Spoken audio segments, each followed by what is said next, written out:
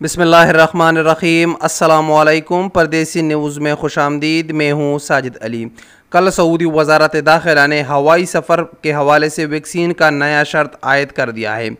कल हम निजी मसरूफियात की वजह से उस पर वीडियो नहीं बना सके, लिहाजा ये वीडियो लेट बन रही है, लेकिन हो सकता है कि बहुत सारे दोस्तों को इसके बारे में इल्म ना हो तो वो इस वीडियो से इस्तेफ़ादा हासिल कर सकते हैं।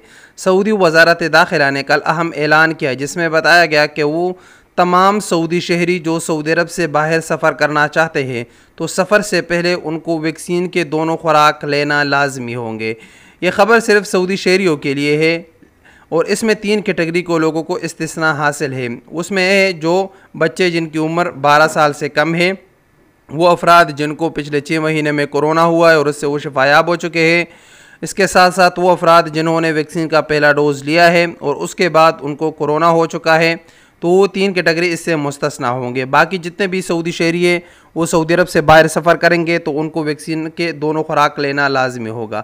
अलबत्ता ये कानून अभी गैर मुल्कियों के लिए नहीं है, लेकिन गैर मुल्कियों के फ़ायदे के लिए यहाँ पर बात बताता चलूँ, अब तो सऊदी हुकूमत ने उम्र की हद का शर्त ख़त्म कर दिया है और वो तमाम अफराद जिनकी उम्र 18 साल से ज़्यादा है तो वो कोरोना के दूसरा खुराक भी ले सकते हैं।